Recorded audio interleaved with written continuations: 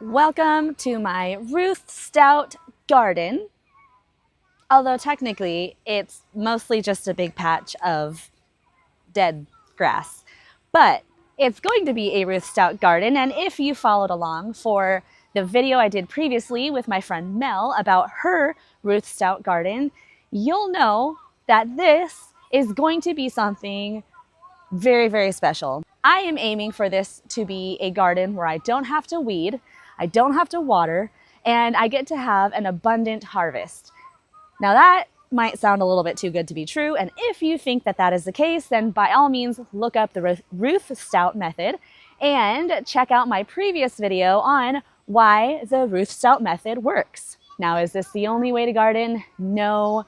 This is the way that I'm going to try by taking this big area here. I think it's about 36 by 40, something around there, and it's off screen as well.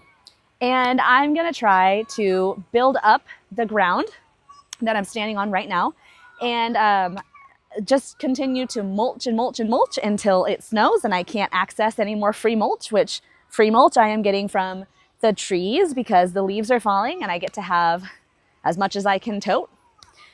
And yeah, that's what I'm doing today. Also, if I sound a little sick, it's because I am a little sick, but we shall prevail. And I don't know, do you ever do this where you start to sing like all jazzy because suddenly you can? I can't be the only one who does that. Anyway, so what I'm doing right now, I have this section in the front that slopes downward, and you can tell by this stick. I have a cinder block and a stick that I have as kind of a homemade level to just get an eye as to how far, I don't know if you can see, how far from the ground that I need to build the soil up. Now, the way I am building this soil up is as free as possible. Ooh, oh, I'm in the sun. Ha, ha, ha. Okay, the way that I'm building the soil up is as free as possible. So I am taking sawdust that we purchased when we were living in the camper for the compost potty. Now that's technically not free. I know some of you are gonna be like, but you had to pay for the sawdust first. Yes, that's true, we did. But I'm getting the sawdust that's just been sitting there. It was this huge load. So it's maybe a couple dollars for the sawdust if you price it all out. But I'm calling it free.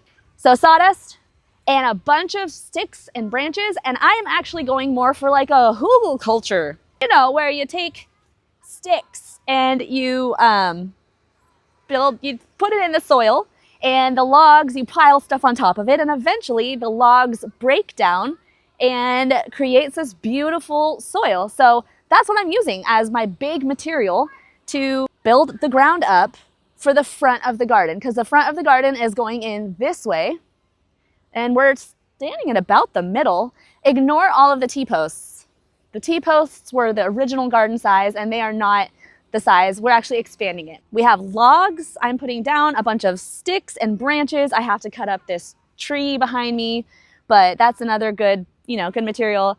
The sawdust, all of the big chunks of wood that I found in the sawdust, some rocks. Yes, I am putting rocks because I'm going to do kind of like the back to Eden lasagna garden, building up the soil instead of having to till down. There's a lot of different names. I'm kind of doing a mishmash. Ultimately, this is going to be the Ruth Stout garden, where I'm going to take a ton of mulch material, layer it all down, spread it apart, plant in it, push it back together, and then grow, hopefully, a beautiful harvest without having to water.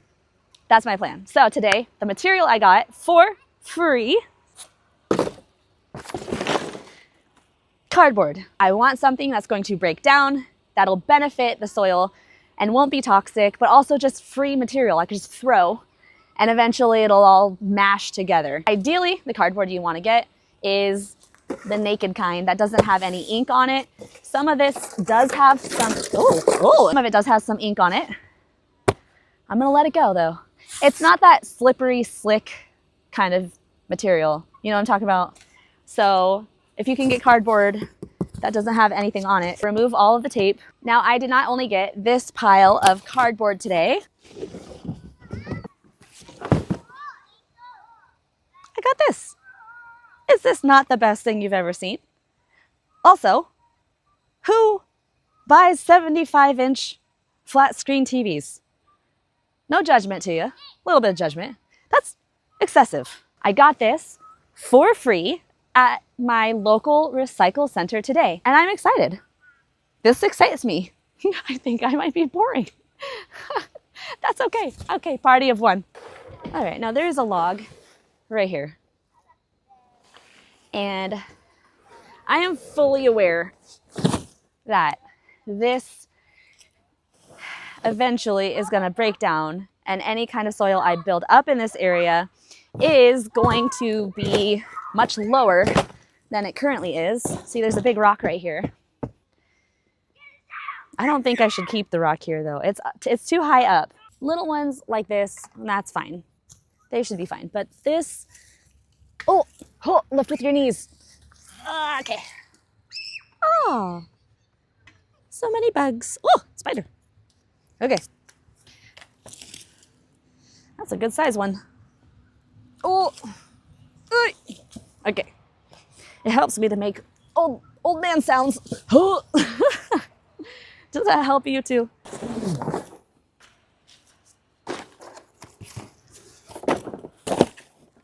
Now, I have cardboard, tree branches, sawdust, blocks of wood, and more cardboard, as you can see. Now, I do need to come through with a hacksaw and cut down the big pokey out branches that you see here, but it's a good start. Let's do another layer, this time of sawdust. It helps to have a bunch of eager workers who are currently getting a quick break on the play set, but they have to come back and load some more. Oh, hi-ho. Oh, dang it. Hi-ho. It's off to work we go. Now you might recognize that this is cedar, and cedar takes a long time to break down from what I understand. But the point is not to plant in this. The point is to let this sit over the fall and over the winter, and just to create more height for the garden. This load is harder and heavier because it has rocks in it. And I know you're thinking, rocks in your garden? Have you gone mad? No, alas, I have not. It's so that we can have better soil retention, because we're not going to be planting into the ground. We're going to be planting kind of on top. I'm going to keep on building up. I think my cardboard right here was a bad plan. Listen, I'm not saying that I know what I'm doing. I'm just doing it. Cardboard should go flush as much as possible. You probably were yelling that at the screen. That's not so bad. This is that log. I don't know if you can see the log. This is that log. Maybe one more wheelbarrow load. That's looking a little bit better. My problem is this side, this fence you see right here, is going to be the side of the garden to come. Maybe a foot over. I'm trying to get as much square footage as possible squeezed out of this garden spot. So the front corner T-post is going to be about here where you see this brick, but like right there. But this is much lower in elevation than way back there. If you follow the fence, the back corner back there. So if I put an 8-foot T-post and pound it down 2 feet to make it 6 foot tall here, it is not going to be level with the 6 foot tall T-post back there. So I'm building up the soil here, but I want to go ahead and put my T-posts in sooner rather than later. So I'm thinking what I'm going to have to do is I'm going to have to put the T-posts in, put the fence up, get it ready for next spring, just have a fence that's going from lower elevation to higher elevation. Not a big deal. And then next year, as we keep on building up this front area, we're probably going to have to put some kind of a retaining wall going that way in order to keep all of this medium that I'm putting here. So, retaining wall. I don't even know what my question is. I think that corner T-post, do you think that that's the best route to take? And what kind of retaining wall should I eventually do? the entrance of the garden is going to be through, where's my finger? There it is, right there, entering in, because that's about middle point between this corner here and a little bit past that T-post there. So what should the retaining wall be? I heard concrete blocks are toxic. Everything is toxic though, so is that true? Are they? Should I do stone that we find around the property and cement? But wouldn't cement not be ideal also?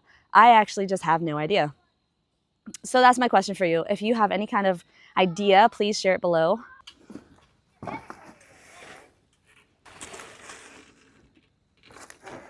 Look at what my son just got me. Oh no! It's gone. Found it. All right.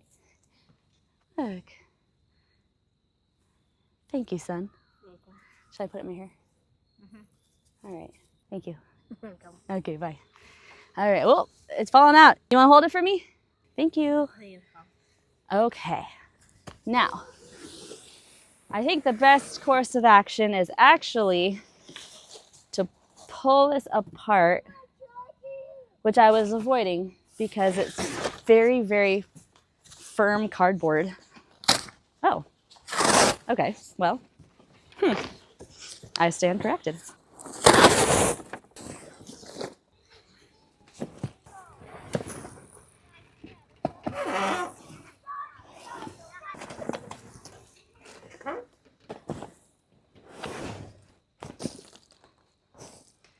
Well, that's about it for now.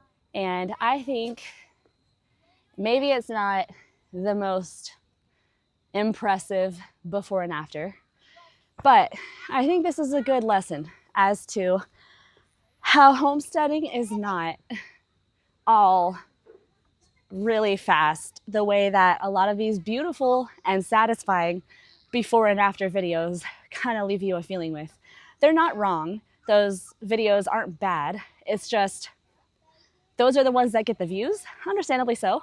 They're really neat to see, you know. I'm probably gonna do a before and after of this garden in the next year or two, but real life is one wheelbarrow at a time. So there we go. That's the beginning stages of my Ruth Stout garden. If you're interested, please do follow along. We'll be putting more free material we can find down here to make this a leveled garden. More to come. Wait, no, that's not it.